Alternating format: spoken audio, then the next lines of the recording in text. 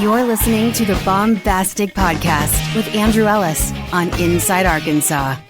What's going on, everybody, and welcome back to the Baumbastic Podcast, presented by Inside Arkansas and hosted by Andrew Ellis, and brought to you, as always, by the #1 sports betting app in the state of Arkansas, Bet SARACEN. Download it today on your iPhone or Android. Get started making some money on the Razorbacks, NFL, NBA, whatever it is. We got a lot going on these days. It's a great time to be a sports fan. And it's a great time to be an Arkansas Razorback baseball fan because you cheer for the best program in the country. It's an awesome thing. We're about to win a national title, all that. But today we've got a very special episode for you. I want to introduce you to a guy that, fingers crossed, will end up being a great Razorback pitcher in the future. But it's Holden Hering, a guy we've talked about on the podcast a number of times. For those that don't remember, a quick refresher.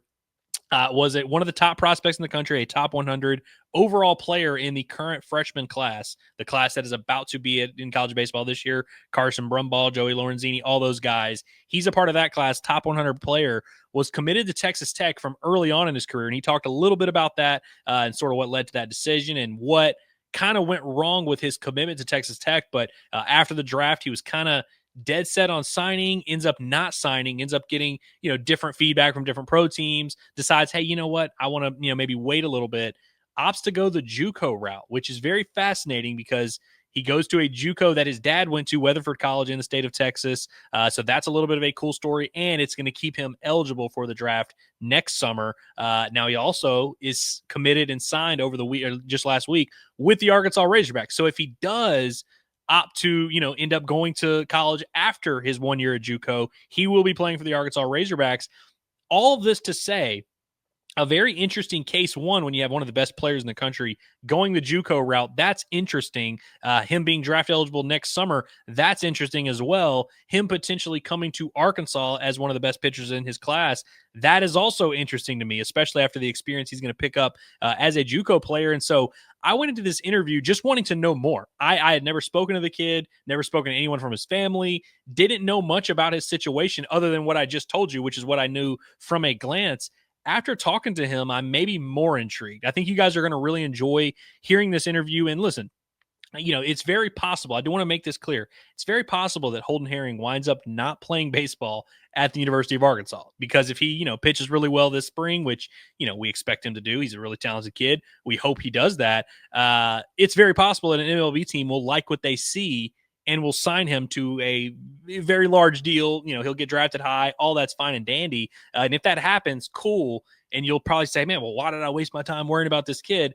I just think it's an interesting story. And if you listen to the podcast, he speaks about how he maybe would like the idea of being a college student. He likes the idea of playing college baseball, likes the idea of being somewhere like Arkansas where you've got all the facilities, all the resources, get to play in some great crowds and stuff like that. And so I just think this is going to be a very interesting thing to monitor as his career plays out. And again, I really hope you guys enjoy the interview because I enjoyed doing it. Really impressive kid as well. One thing I loved talking to him, you never know talking to some of these kids that are top prospects and that are told all their lives how great they are. You kind of expect them to have a little bit of like a I'm better than you mentality, or maybe they just don't think this stuff is as big of a deal as it is. He very much did not give off that vibe. Very much a like blue collar family, blue collar mindset. He seems like he has that kind of grinder's mentality, just really wants to be in there with the boys and getting it done, and like doesn't view himself as better than anyone else, doesn't feel like he's accomplished anything yet in his career, which I love. I think that's the right mentality, and I think it was just refreshing to hear a kid. I mean, he's a freshman in college, still really young, but has a really good perspective. And so I look forward to watching his career, seeing how it plays out, and hopefully he ends up coming to Arkansas. We'll get to have him back on the show, and we'll get to watch him do a lot of really good things in Arkansas. So want to get to that interview here in a second. Before we do that, I got to get two things off the agenda. You guys are not allowed to bully me about this. You know how the rules of bullying work. If I bring it up before, you're not allowed to bring it up. Like if the fat kid comes to the playground and he's like, hey, I'm fat, you can no longer call him fat. Like, or else then you're just being mean because he's gotten in front of it. Those are the rules of bullying. Don't ask me. I didn't make up the rules. So if I tell you these things now, you're not allowed to make fun of me for it. Just remember that. One thing, first, the most important thing is this mic that I'm speaking into right now, while the interview is playing, you're still going to see this mic, but my audio is not coming through the mic. I had it plugged in, but I'm on this new laptop, didn't change a setting. was kind of in a hurry. We were coming home from we were doing a show at Blue Ember the day I recorded this. Had to kind of sprint home. Was getting everything set up. Didn't check before we started and did the entire interview without my mic being actually used. And so you might notice that the audio sounds a little bit weird. And again, not allowed to make fun of me for it. Second thing is I was rushing. The first 5 minutes of the interview, it may sound like I'm out of breath. It's because I was out of breath, because I was kind of rushing home, sprinting, trying to get everything figured out. And again, you're not allowed to make fun of me for it. Just hope we're on the same page. Hope you guys enjoy the interview, and I'm going to play it. But before we do that, I want to talk to you about our boys over at OZK Insurance. Are you tired of juggling insurance companies to find the right coverage? At OZK Insurance and Rogers, they make insurance simple again. They are a 100% independent agency, so they shop the entire marketplace to deliver the best combination of cost and coverage, which can save you time and money. Home insurance, auto, boat, motorcycle, life, commercial.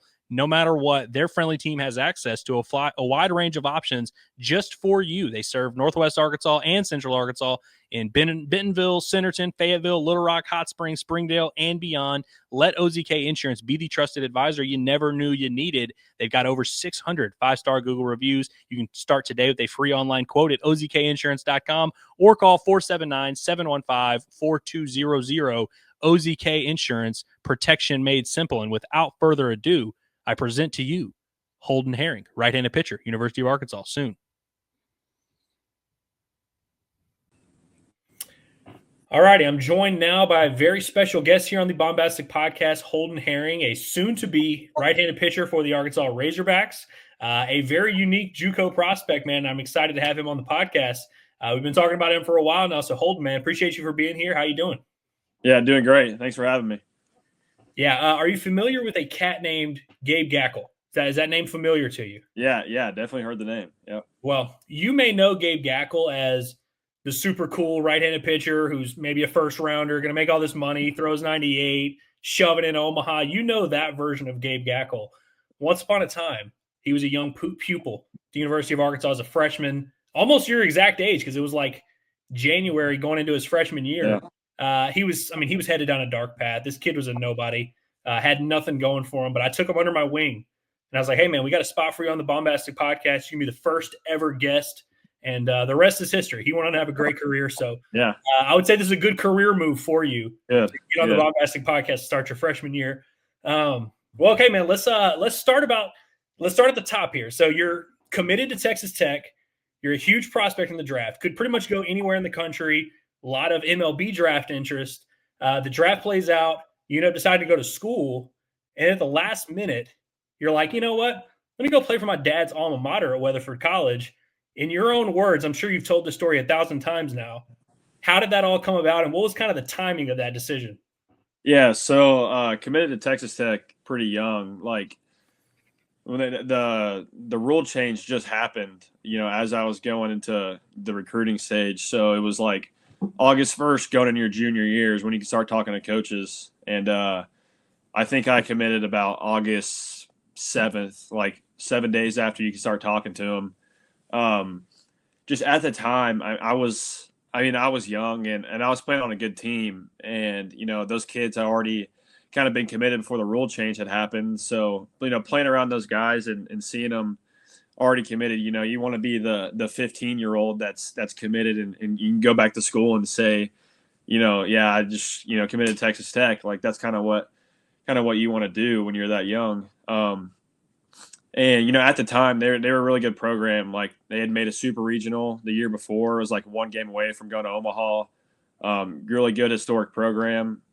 And just kind of had some ties to Texas Tech. And so, I just thought that it was the best fit for me. And I thought that was going to be where I ended up.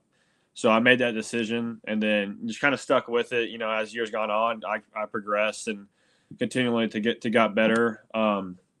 So just kind of stuck with it and then, signed on signing day and then, just kind of thought that, that was the place I was going to be if the draft didn't end up.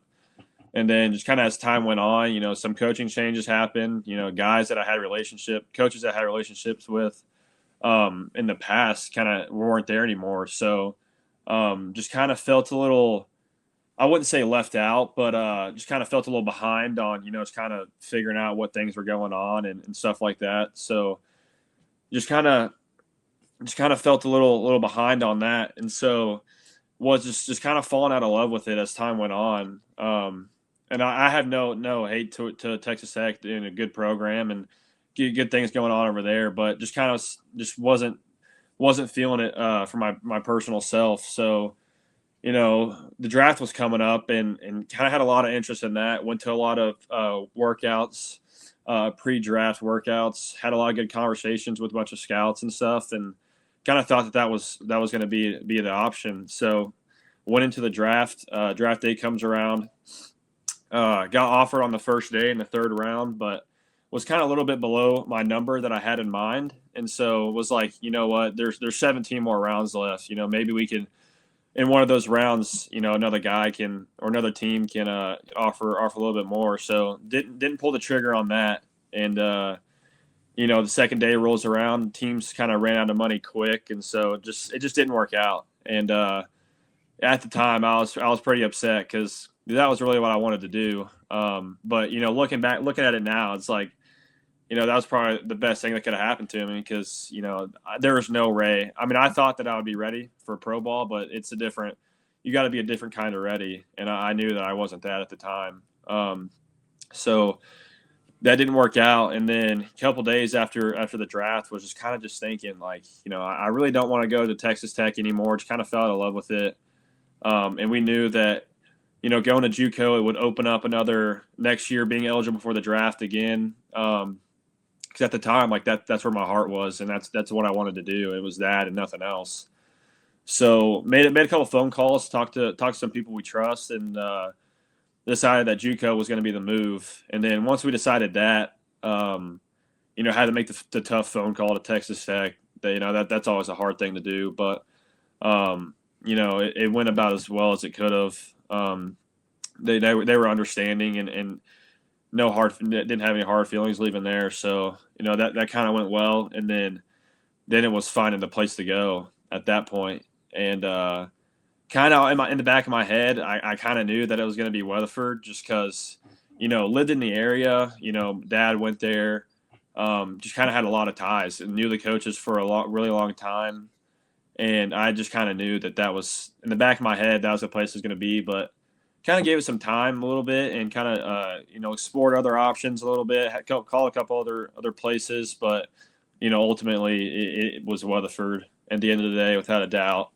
So that's kind of how the decision making to get to where I was, you know, I'm super fortunate that I made that decision because, you know, a lot of kids, you know, when they're 18 years old, they want to go to the big name school, and just because you get all the cool gear and you get to say you're on the team. But, you know, I think making a tough decision was good for me. And, you know, I got a lot of texts, you know, when I did it, it was like, what happened? Like, did they pull you off or whatever? And I just, you know, that kind of sucked because, you know, you don't want to be looked at as, you know, these guys think you're trash. But, but, you know, dealt with that and was really happy with my decision. Yeah. Well, that's awesome, man. It is always just baffling to me that you have these 17, 18, 19-year-old kids making multi-million-dollar decisions. And it's like you said, it's such a big, I mean, because if you had signed and you're playing pro ball, your life is completely different. You know, where you're living, the travel, just your entire experience as a human being, completely different than if you go to Texas Tech or you go to Arkansas or you're going the JUCO route. Like, it's a completely different thing. And it's kind of crazy that over the course of one weekend, you know, your heart can, you know, go so many different directions. So through this whole process, the aspect of you going to your dad's alma mater, that's the thing that sticks out to me the most. And when I first, you know, to your point, like, people see the headline of, oh, hey, Holden Hering, not going to Tech, he's going to Weatherford College. Everyone's kind of like, what happened there? When I saw it was your dad's alma mater, that was the thing that jumped out to me, where I'm like, and I, you know, not knowing anything about the situation, I was like, I thought I was like, man, this kid just like wants to restore his pop's alma mater to glory or something. I didn't know what was going on. And so I looked at the situation. I was like, oh, this is very interesting here. The whole time your dad, who I'd imagine is a big deal in your baseball life. You know, most, you know, kids, you grow up, you're in the yard with your dad. He obviously played at a high level before you. And so I'd imagine he's there in your corner the whole time supporting you no matter what. was there a point where he's like, yo, this could work out pretty cool? You could go to my school. Like, Yeah. had y'all ever had that conversation growing up or at any point during high school of like, hey, this is always an option for you? Like, was he pretty fired up when it all played out the way it did? Yeah, I mean, at the same thing. I mean, when I committed to Tech, he kind of fell in love with that place too. Just it's kind of different out there, so he kind of fell in love with that. And then at the same time that I just kind of wasn't feeling anymore, and he was the same way. And we both kind of, I came to him first with the idea of like, maybe JUCO's the play, and he was like, it's like, well, hold on a minute, like a lot of emotions going on right now, like just right after the draft, a couple days after it, a lot of emotions. Like let's slow down a little bit, and just we kind of talked more. And he was like, you know what, I think you're right.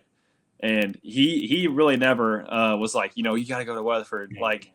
But he's the type of guy that's like he did his time, he did his thing. Like it's kind of up to me now. Like he's there to guide me if I have questions and stuff. But he's never just been the one to like, force things on me. And he went to Weatherford, and after Weatherford pitched at Texas A&M, and that was actually like the first visit that I took. And so you would think like you can do the same thing, like go to Weatherford and go to A&M right after that. And but never not one time was he like, yeah, you got to do this, you got to do this. So he's really good about it's my career, and I kind of make the decision that I want to, but he's always there to answer any questions or if I need help with anything.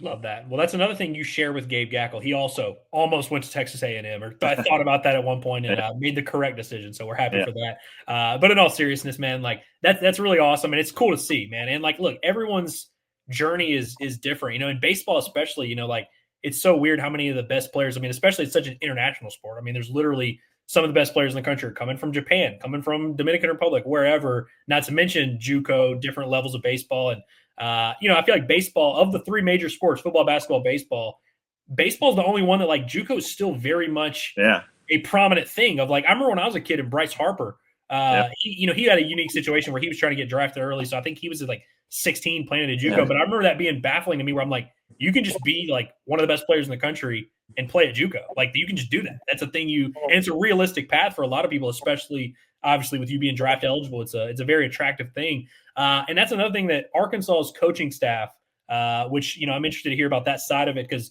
obviously Dave Van Horn played it in the JUCO level, played at McLennan, goes to Arkansas. So it's very much a part of his DNA, part of his fabric. Nate Thompson, same kind of thing, played at a JUCO, coached at a JUCO, been around for a while. Was that something that maybe appealed to you about the Arkansas coaching staff, or was it just a completely relationship built on something else? Or is that maybe something that you guys talked about of like, hey, they understand it. They realize that path. And of course, with your dad playing at the JUCO level as well, it's kind of something that you all just understand and can respect about one another.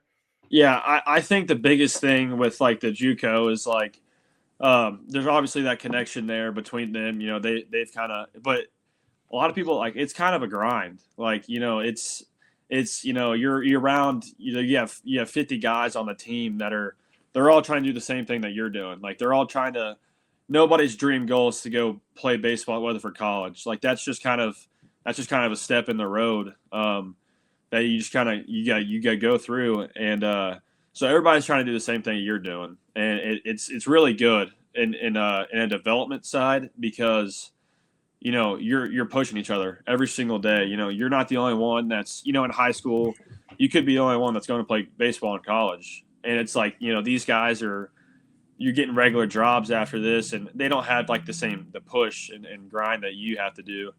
So yeah, being around just these guys in the junior college, like all trying to do the same thing. Like my roommates, one of them, I have 3 roommates, and one of them's going to Oklahoma, Georgia, and DBU. So like we got a really good room. And so we're around each other every day, and we're all just pushing each other in everything. It's like homework. Like we're all getting on the couches and doing homework together. Like it's really good. But like what guys don't see is like, it's a grind, but like that's better for you in the long run. And I've seen that already in the short amount of time that I've been here. But yeah, I think with them, going through that and being at the JUCO level as well, it's like they understand kind of where you're coming from and like what you had to do at that level. So I think he earns you a little more respect than just a guy coming out of high school, which, that's great. Like, if you're able to go to Arkansas to high school, like, that probably means you're pretty good. But I think just coming from a JUCO, I just kind of, with coaches that have done it before, kind of, earns you a little more respect because they know kind of what you've been through and kind of know what you had to do to get to that level. Yeah. And by the way, I appreciate you rocking the Arkansas gear for this. Nice. It's a vet move right there. I love that. So the relationship with Arkansas, had they been recruiting you when you were a high school kid? Like, did you already kind of have some familiarity with the coaching staff, had already met Matt Hobbs? Like, did you already have a relationship there prior to this whole situation going down this summer? So my thing was kind of unique. Like I said, I committed super early, and I had talked to some schools before that. Not really any big ones because at the time I was 15 years old and I was throwing 88, 90, which that's good for a 15-year-old, but that's not good enough to go to Arkansas. So I was kind of unique. I've kind of always just been a steady trend upwards. So like each year I just kind of progressively throwing harder. My stuff's gotten better. My body's getting more shape. So I wasn't like a 16-year-old that was already throwing 95 like some of these kids are now. It's just insane. Like I would kill to be 15 years old and throwing 100. Like that's ridiculous. But I've kind of just been a steady increase up. So I think some teams kind of, if you're already committed to a school, like they'll try to like initiate something, but no, Arkansas was never really one of them that I was committed at such a young age, so they're like, he's going there, so we're not gonna bother with him. But which I can respect because there were some schools that did that. And it's like they got no respect for the other places. Like I'm already committed there, so you're still trying to come and get me, which I can really respect from them. I like that. One of the kids on this current Arkansas team, Jackson Kersher, about to be a sophomore. He started his career at Oklahoma. I was talking to him on the pod, and he was telling me that Arkansas, same kind of thing. Like they weren't super, like they were aware of him, but not like really recruiting that hard in high school. Then he goes to Oklahoma, and he was from Little Rock, so they were very familiar. And Dave Van Horn in a press conference not too long ago admitted he's like, maybe I should have recruited him a little bit earlier. And so maybe one day we'll be giving that spiel from Dave where he's like, maybe should have had my eye on this kid all along, but that's really awesome. So for you specifically as a pitcher, one, if you want, could you just like kind of give us the rundown of your stuff and sort of your game and what you bring to the table as a pitcher and what the development plan, like I'm sure that's something that you thought about of what can I do with my first year of college, when you're making this decision. Are there certain spots of your game that you feel like you're going to be able to elevate in a new way at Weatherford? Because you're going to get a lot of experience, whereas if you had gone to Texas Tech, gone to Arkansas, perhaps you would have just been, Friday night starter or whatever, but you would have probably had a much more uphill battle for innings. Now you're going to get to throw 80, 100 innings potentially. Like that's going to be huge for your development. What are some specific parts of your game that you're focused on this year specifically? I think I've always kind of been – I never really threw the hardest kind of until now. So my command's kind of always been there. So that's a big thing is, being able to throw hard and throw up for strikes, which is big. So I think just kind of not developing more pitches, but just kind of just sharpening and fine tuning the ones that I have now. Just, kind of taking them to the next level on whether it's shaping or trying to get it to spin more or whatever, something like that. But yeah, that was another thing of coming to JUCO. It's, you're going to come here and you're going to get innings, which is like, that's why I think kind of JUCO is more valuable than high school. Cause you're facing better hitters. Like you get a lot more innings of facing good quality hitters. Cause JUCO has changed. Like there's a lot of guys that go to a school and then like, they're like, I'm not going to play there. So I'm gonna go to a JUCO. So you're facing a lot of guys that, went to D1 out of high school, which, I mean, you got to be good to do that. So you're facing good quality hitters and, logging a bunch of innings doing that. I think just that experience alone just definitely helps. And, being able to get to Arkansas next year and, maybe I do have a little leg up on a high school kid because, I've thrown the innings and I've faced the quality hitters more than they have. Yeah, I mean, there's no real substitute for just getting out there and facing competition, whether that's like summer ball, Northwoods League or whatever, or pitching in SEC games, pitching in whatever. And it's like, everyone's path is different. Everybody needs different things, but it's hard to beat just going out there. Especially, I mean, think about it, if you're a hitter. You may be a backup at a SEC school and get 30 at bats, or you go to JUCO and get 400 at bats. And it's like you're gonna get better throughout that. And so that's awesome.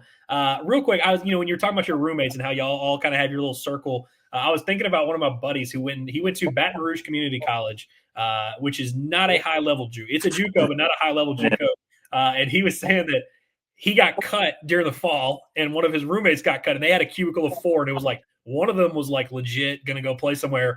2 got cut, one. And so I was just kind of thinking about that. But you're aware of this, obviously, but JUCO, like you said, is a very like blue collar, gritty mentality type of thing. A lot of guys that most of them, you don't really fall into this category, but most guys at JUCO are like overlooked and kind of have that like underdog chip on their shoulder mentality. And so I was just wondering for you personally, and hearing you talk, I think I know how this is going to go just because I can get a feel for your personality. But is that something you thought about when you were going to JUCO of like, all right, you were a top 100 prospect. You were one of the best players in the country that, before I met you, I just assumed that you were always that way, that you were always one of the best players in your class and always knew you were going to be a top dog.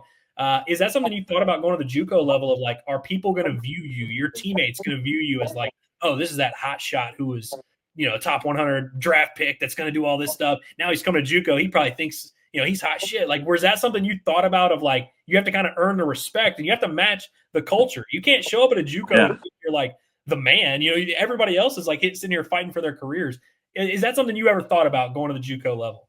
Yeah, definitely. But actually, a bunch of guys told me, they're like, coming here, we thought you were going to be a prick. Like, just the guy that, had the chance to get drafted, was a top 100 prospect. Like, we thought that you were just going to be an asshole. Like, but then like, like talking to you, like, I've never really been that way. Like, I consider myself pretty humble, and I don't go around boasting like, I'm this. And like, this is funny. Like the perfect game JUCO thing came out, and, I was ranked number 1, and like, I didn't even know it.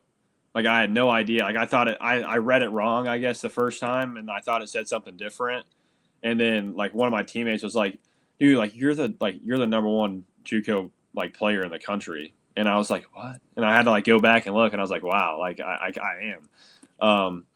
So yeah, no, a lot of my teammates thought, they were like, yeah, we thought you were going to come in here and be a prick, but no, that's never really how I've been.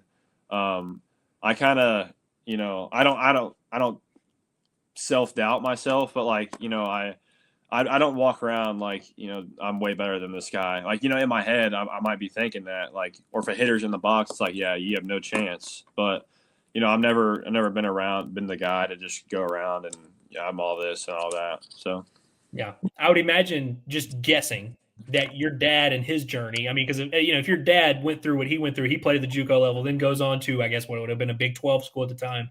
That keeps you humble a little bit. And so I think that's good perspective. I want to know a little bit more about your relationship with your dad, if you don't mind.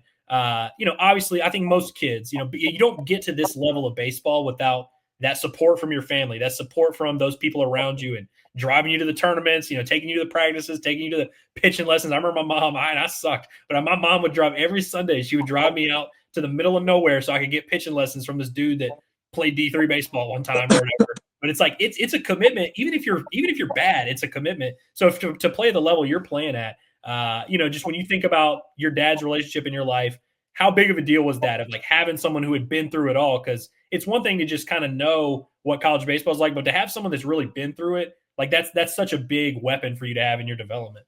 Yeah, no, he kind of had to do JUCO kind of the, I guess the real way. So, just kind of, that's just where his kind of talent level was kind of coming out of high school. And, just never really got a whole lot of looks. So he kind of did the JUCO thing, and he had to grind. He's told me all the stories about, he threw like probably like 85 out of high school, and so JUCO was kind of the play, and then just kept grinding, and then he actually was a submarine pitcher, but didn't kind of convert to that until I think he got to Texas A&M, and so. And his experience there was unique because it was in the middle of the coaching change. So like his first year was with I want to say Coach Johnson was his name, and then his second year was Coach Rob Childress. So like he was in the middle of that, and he said that, you know, when Coach Childress got in there, all he was trying to do was, you know, run those guys out because, you know, new coach, he kind of wants to bring in his own guys. So like he would run them to death every day, and, you know, just making guys puke and quit left and right. And he was like that, but like I wasn't gonna let him do that to me. Like I was gonna prove him that, like, you know, I'm supposed to be there. And he ended up like breaking the school record for like the amount of appearances in a year. So just him just grinding and being able to get to that point. And then, you know, he didn't get drafted out of A&M, but he, like, you know, just magically got a shot, and you kind of worked in that. And then some things happened. You know, my parents had me, so it was kind of just his time to hang him up. But yeah, I couldn't be more thankful for him, you know, and my mom just, you know, putting in all the money. This stuff's not cheap, you know, all the tournaments, all the equipment. It's not easy, and it's a lot of work. And, you know, me and my brother doing the same thing, who's a sophomore, he's doing the same thing that I'm doing. So, you know, 2 at a time, having to buy two of these things, like it's a challenge. And I couldn't thank him enough for all the time and money they spent, which is a big reason on why, like, you know, that kind of pushes me, because, you know, I want to be able to the point one day get to where, you know, I have enough money to give it back for what they did to me. Like, you know, that's just the type of person I am. I just want to give them that opportunity to, you know, give them back what all they put in for me. I want to do the same for them. So. Yeah, love that. Got to give them that return on investment, bro. Exactly. Reap the rewards. Yeah. I hadn't made the connection. I guess I should have. If I were smarter, I would have. But that your dad played for Rob Childress, because Rob Childress was a former Dave Van Horn assistant. I think they were together back at NSU way back in the day, and so they've been around forever. And I remember when Childress got let go at A&M, Dave was not happy about it. And like at his next press conference was like, "This is BS. That's a great guy," and stood up for him. So I always appreciate that. So that's I didn't realize that. That's something y'all could bond over a little bit. And speaking of relationships at the University of Arkansas, I was just wondering, do you know any of the players like currently at Arkansas? Like, I don't know how much did you get to like visit and all that? I know your situation's kind of playing out in a weird way, but do you have some connections of like knowing some guys on the team already? Yeah, I know a couple of their names, and then I played summer ball last year. So me and him are pretty close. You know, we spent the whole summer together pretty much. So know him real well. And then, yeah, I know the names. Just couple DFW kids like Rutenbar and Mitchell. So kind of know those names a little bit just from being around them. But yeah, got a good relationship with Briscoe. Kind of, like I said, spent the whole summer with them. So we got pretty close there and there. So yeah, I know those guys. Gotcha. So have you been to the campus? Like, have you gotten to visit officially? Yeah. I took my official visit. I think it was the weekend they played A&M actually. Everybody was here that weekend, it seems. Yeah. It was like the game. It was like rainy that day, so we didn't get to watch the whole game. But yeah, it was fun. I looked around and saw all of it, and you know, everything that I've heard and people just saying that went there. They're in love with it. Like they love it. Fayetteville in itself, it's kind of a cool town. I loved everything that I saw. And that was another big thing is, you know, a couple of these schools that I visited and had chances to go with. It's like I just couldn't see myself like actually living there. And like that was the thing with Fayetteville is like, you know, I could see myself, you know, actually living here for the 2 years that I'd have to be there. And so that was a huge part. But yeah, I love the campus, love all the things in Fayetteville. Yeah, Fayetteville is basically turning into Dallas North. Like literally 1 in 3 students are from Dallas. It's unbelievable. Well, interesting, man. Well, before I let you get out of here, I have one more question I want to ask you. Scouts, you know, you obviously had a lot of conversations with MLB teams during the draft process. You mentioned getting a call in the 3rd round there. Did you inform some of those MLB teams of your decision to go the JUCO route? Is that something they talked about of like, hey, you know, we like you now. You go throw a year, we can have this conversation next summer. So is that like something in the back of your head of like, okay, some of these MLB teams are going to be able to see what they need because as a pitcher, it doesn't matter who you're throwing against. If you're throwing 98, you're throwing 98. And so is that something that those teams, is that something they've thought about as you enter this first year?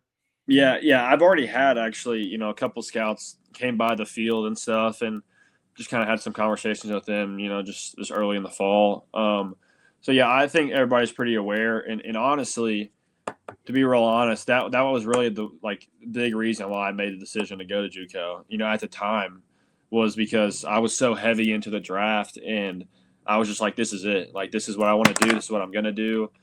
And so that was I get to have another chance next year if I go to JUCO.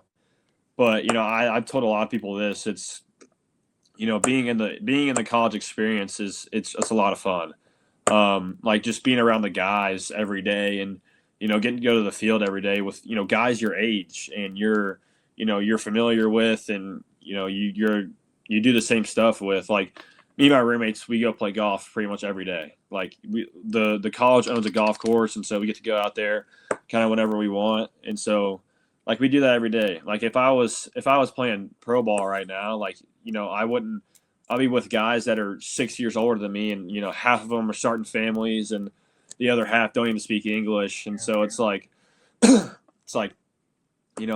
wouldn't get to do the stuff that I'm doing now, which I'm very thankful for the decision that I made and kind of how everything played out, because just being here, it makes me want to go to college. There's so many things that I'd miss out on, and not going to college. So being here and being in this experience just at a JUCO, I know if I go to Arkansas next year, I'm gonna get everything that I want. Be around guys that I want to be around, and it's gonna be a really fun experience. So yeah. Plus, if you come to Arkansas, you get to not only do all that stuff and hang out with your boys and all that, but you get to do it in the facility, which is exactly. The players at Arkansas, dude, they pretty much live there. The coach have to come in and be like, guys, go home. Seriously. Yeah, no, that stuff is better than anything I've ever seen in my life. I think I took 5 visits during the fall, and hands down, without a doubt, Arkansas blew the water out of absolutely everybody, and it wasn't even close, which is a huge thing. Just with the weight room and the locker room and the indoor field and stuff, just nobody else kind of has the level of that stuff. One dude, I mean, not to get ahead of ourselves here, but it's hypothetically, if you were to come to Arkansas next year, this time, it's the off season for MLB guys. A lot of the pro guys come back to Arkansas. Most of them, I would say. So you'll just be you'll be going in to get a workout, and you're like, oh, hey, Andrew Benintendi, what's up, man? Yeah. Oh, hey, Dallas Keuchel, didn't see you there. It's kind of one of those things that throughout your career, I think would still also be something, that you could take advantage of. And I think that's a really cool thing, man. Well, Holden, man, I appreciate you for doing this, man. This is awesome. Really cool to hear from you, and get a little bit more to know about you and your journey, man. And we're rooting for you, man, and going to be watching you this year. That's going to be awesome, and hope it's everything you hope it can be. And whether it ends up at Arkansas or you end up signing and making a ton of money next summer, we're going to be rooting for you the whole way, man. So best of luck with everything, and really appreciate you for doing this, man. This is awesome. Sure. Thank you so much. Hope everyone enjoyed this edition of the Baumbastic Podcast. Have a great day, and woo damn pig.